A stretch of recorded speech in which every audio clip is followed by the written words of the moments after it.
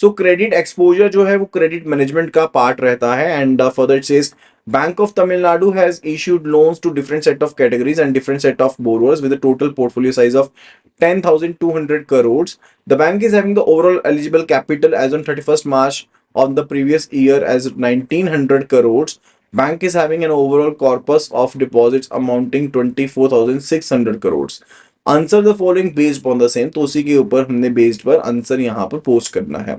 Eligible capital in case of exposure का मतलब होता है हम टीयर 1 कैपिटल बेस की बात करने वाले हैं, तो वो उसी से रिलेटेड रहती है, राइट। चलिए अभी क्वेश्चन नंबर 1 पर चलते हैं। It says the bank sanctioned loan to corporate borrower. तो बैंक ने कॉर्पोरेट बोरोर को लोन सैंक्शन किया है अमाउंटिंग 4200 करोड़, यानी कि 4200 करोड़ का लोन सैंक्शन किया गया as a largest lead bank in the multiple bank lending arrangement. यानी कि मल्टीपल बैंकिंग लेंडिंग अरेंजमेंट है, उसके अंदर 4200 करोड़ का लोन जो है वो बैंक ऑफ तमिलनाडु ने यहां पर किया है, सैंक्शन किया है। विच of the following is stated correctly, तो कौन सी चीज यहां पर करेक्टली मेंशन्ड है? Let's have a look at the answers over here. As the bank is having the overall corpus of deposits amounting 24,600 crores, loan amount sanctioned to the corporate is genuine and justified. And further, option B, it says all the loans sanctioned above rupees 1,000 crore, bank should be getting a prior sanction from the Reserve Bank of India. यानी कि अगर आप 1,000 करोड़ से ऊपर का loan sanction करने लगे हो ना, तो आपको किसका एक का चाहिए? आपको रिजर्व बैंक ऑफ इंडिया से अप्रूवल लेना पड़ेगा, प्री सैंक्शन लेनी पड़ेगी, right. And further option C says the loan sanction by the bank to a single counter party is justified because the sum of exposures sanctioned to a single counter party must not be higher than 20% of the capital base. अब capital base जो देखो यहां पर वो कितना है, what is the capital base over there, वो था 1900। And as per the rules of the exposure norms, single counter party के ऊपर, सिंगल काउंटर पार्टी जो होती है, अगर उसके ऊपर आप जो उसको पैसा दे रहे हो तो वो 20% ऑफ द एलिजिबल कैपिटल से ज्यादा नहीं होना चाहिए। यानी कि जो भी आपका एक्सपोजर सिंगल काउंटर पार्टी के ऊपर क्रिएट होगा वो 20% से ज्यादा का नहीं होना चाहिए। अब इस सिनेरियो में सिंपल ध्यान से देखो, हमारे पास एलिजिबल कैपिटल है 1900 करोड़ की। सो 1900 करोड़ का अगर 20% हम कैलकुलेट करते हैं, that basically comes out to be 380 crore over दिया। वो कितना बनता है? 380 करोड़ रुपीस का बनता है। हमारी एलिजिबल कैपिटल कितनी थी? 1900 करोड़ की थी। एलिजिबल कैपिटल के बाद वो 380 करोड़ का बनता है। और मोर ओवर मैक्सिमम देखो 20% होता है सिंगल काउंटर पार्टी के लिए, और अगर 5% ज्यादा बढ़ा देते हैं एंड उसमें बोर्ड का अप्रूवल लग जाता है, यानी कि बोर्ड ऑफ डायरेक्टर्स का अप्रूवल लग जाता है, तो वो अलाउड रहता है। यानी कि मैक्सिमम आप कह लो कि 25% हो सकता है एलिजिबल कैपिटल का, नॉट मोर देन इट। और इस सिनेरियो में कितना है?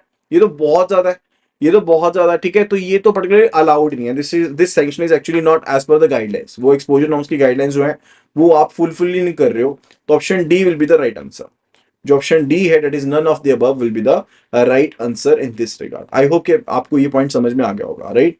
चलिए अभी नेक्स्ट क्वेश्चन पे देखते हैं। It says Inox wind energy and Inox green mill are two companies under the same company, ठीक है। तो दो अलग अलग कंपनीज हैं, यानी कि ग्रुप ऑफ कंपनीज हैं। And what is the maximum amount of exposure bank of Tamil Nadu can be having on this group of companies. तो मैक्सिमम आप कितना एक्सपोजर दे सकते हो इस ग्रुप ऑफ कंपनीज को, उसके बारे में आंसर हमें पोस्ट करना है। तो आइनॉक्स विंड एनर्जी है और आइनॉक्स ग्रीन मिल है, दो अलग अलग कंपनीज हैं। बैंक की जो एलिजिबल कैपिटल है, I told you eligible capital जो होती है वो 1900 करोड़ यहां पर दी गई है, 1900 करोड़ दी गई है। अब ग्रुप ऑफ पर्टिकुलर कंपनीज के लिए जो मैक्सिमम एक्सपोजर आप रख सकते हैं as per the guidelines for the group of connected counter parties, वो आप 25% से ज्यादा का उनको सैंक्शन नहीं कर सकते हो। You can not be sanctioning more than 25% over there. And वहां पर भी 5% की गाइडलाइन रहती है कि फर्दर आप 5% आगे एक्सटेंड कर सकते हो बोर्ड के अप्रूवल के बाद, ठीक है।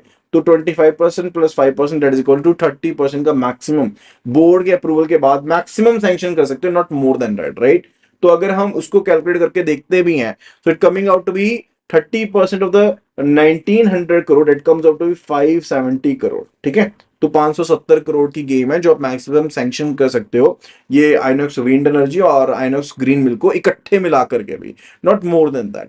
एंड इवन जब आपके पास ऐसे एक्सपोजर्स होते हैं ना, तो बेसिकली हम इनको लार्ज एक्सपोजर फ्रेमवर्क में काउंट करते हैं, यानी कि एलईएफ के अंदर हम इनको काउंट करते हैं। पहली चीज तो ये हो जाती है। दूसरी चीज ये हो जाती है कि आप इसमें इंडिविजुअल जो पर्टिकुलर आपके पास लिमिट्स, एक्सपोजर लिमिट्स है, उनका भी ध्यान रखते हो। ऐसा नहीं है कि ग्रुप को टोटल हम 570 करोड़ सैंक्शन कर सकते हैं तो उसमें से 470 करोड़ आप पर्टिकुलरली आइनॉक्स विंड एनर्जी को दे दो। नो, ऐसा नहीं होगा, ये चीज पॉसिबल नहीं है। क्यों?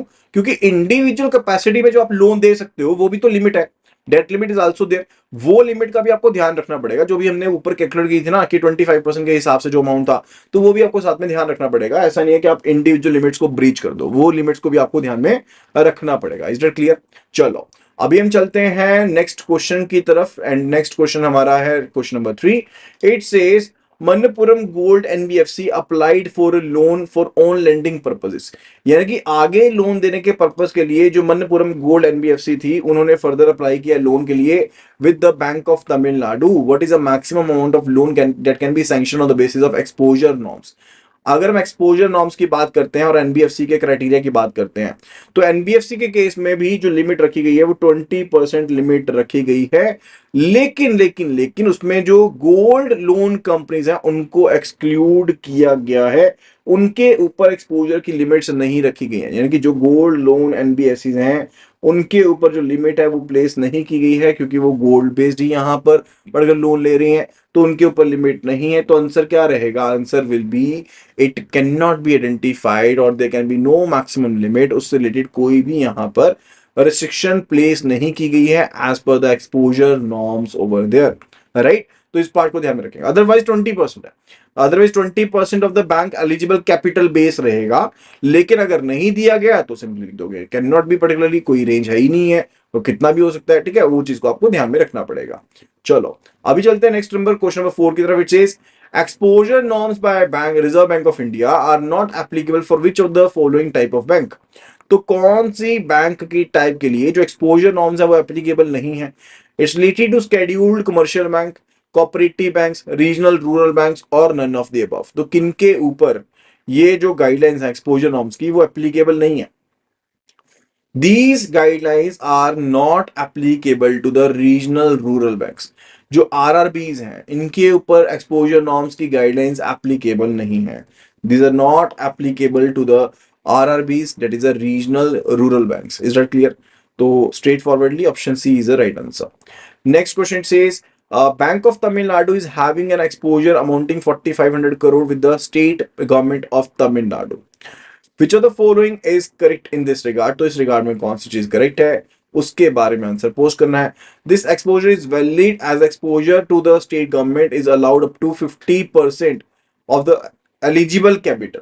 देखो पहले तो स्टेटमेंट ही सही नहीं है। अगर तो 50% तक भी होता तो 1900 का 50% 950 करोड़ होता, तो ये भी सही नहीं है। 100% होता तो भी 1900 करोड़ तो करता, ये भी सही नहीं है। This exposure is exempted under the large exposure framework by the reserve Bank of India. तो बिल्कुल ऐसा ही है कि लार्ज एक्सपोजर फ्रेमवर्क यानी कि जो एलईएफ है उसके अंदर आरबीआई ने इसको एग्जेम्प्ट कर दिया। आरबीआई कहता है कि जहां पर रिस्क वेट एसेट्स जो है आपके वो जीरो के इक्विवेलेंट है, ठीक है, जीरो के इक्विवेलेंट है, तो उसके अकॉर्डिंग आप पर्टिकुलरली कितना भी एक्सपोजर रख सकते हो, कोई इश्यूज वाली बात नहीं है। तो अगर किसी particular state government and central government के लिए आपका जो रिस्क वेट एसेट्स का परसेंटेज है दैट्स एक्चुअली 0% ओवर देयर, तो आप उसको कितना रख सकते हैं? आप उसको 0% रख सकते हो, यानी कि आपके लिए कोई रिस्ट्रिक्शन वाली बात नहीं है।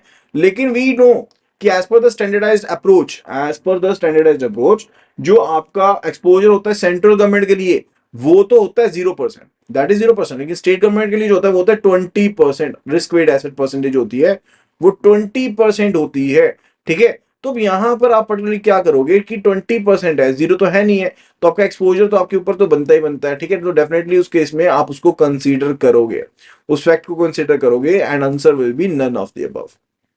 आंसर क्या रहेगा इस रिगार्ड में? Answer will be none of the above, यानी कि जो आपके पास एक्सपोजर अमाउंटिंग है वो यहां पर तीनों ही चीजें करेक्ट नहीं है, क्योंकि एग्जेम्पशन जो है वो तो डेफिनेटली मिलती है इसको, बट वो 100% की एग्जेम्पशन मिलती है, उसकी कैलकुलेशन अलग पार्ट से कैलकुलेट की जाती है, बट वो हमारे एग्जाम के पॉइंट ऑफ व्यू से यहाँ पर स्पेसिफिकली हमें कैलकुलेट करने की जरूरत नहीं है।